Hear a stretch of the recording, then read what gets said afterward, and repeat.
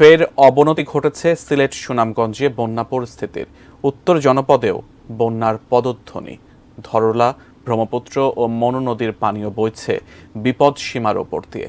সামনের 4 দিনে পরিস্থিতির আরও অবনতির আশঙ্কার কথা জানিয়েছে বন্যা পূর্বাভাস ও সতর্কীকরণ কেন্দ্র। আমাদের প্রতিনিধিদের পাঠানো তথ্য ছবিতে বিস্তারিত ডেস্ক রিপোর্টে।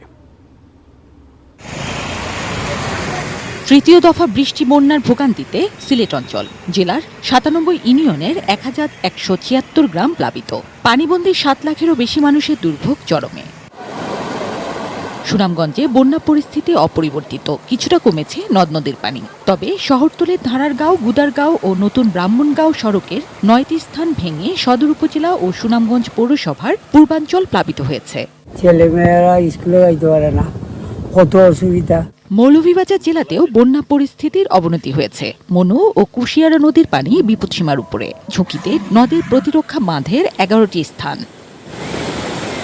হবিগঞ্জ সদর উপজেলার রিচি ও লুকরা ইউনিয়নের হাজারো মানুষ পানিবন্দী। কুড়িগ্রামে ব্রহ্মপুত্র ও ধরলা নদীর পানি বিপদসীমার উপরে। নদী তীরবর্তী চর ও নিম্নাঞ্চলের বসত ভিটায় পানি ঢুকেছে। ভেঙে পড়েছে যোগাযোগ ব্যবস্থা।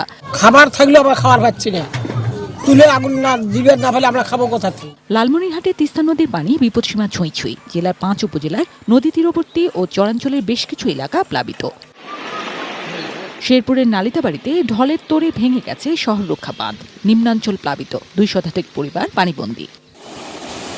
ভারী বৃষ্টিতে বাঁধের বিভিন্ন স্থান ভেঙে ফেনীর ফুলগাজী ও পরশুরাম উপজেলার বিস্তীর্ণ অঞ্চল পানির নিচে।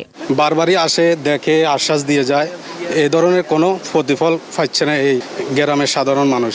প্রবল বর্ষণে পার্বত্য জেলা বান্দরবানের সাঙ্গু ও মাতামুহুরী নদীর পানি বাড়ছে। রুমার সঙ্গে সড়ক যোগাযোগ বিচ্ছিন্ন, বিদ্যুৎ ব্যবস্থাও বন্ধ। ঝুঁকিপূর্ণ জায়গায় যারা বসবাস করছে তাদেরকে সরিয়ে নিয়ে আসার জন্য আর ইতিমধ্যে মাইকিং করা কিন্তু হয়েছে এবং কিছু জনগণকে সরিয়ে আনা হয়েছে।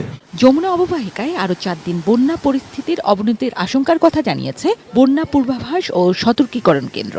তো আমরা আপাতত দীর্ঘমেয়াদী বন্যার পরিস্থিতির আশঙ্কা করছি না, তবে এই আগামী 1 সপ্তাহ ব্যাপী আমাদের যমুনা নদী সংলগ্ন বিভিন্ন অববাহিকায় মৌসুমী বন্যা পরিস্থিতি লক্ষ্য করা যেতে পারে। জিনিয়া ইসলাম, প্রেস রিপোর্ট, 18 নিউজ।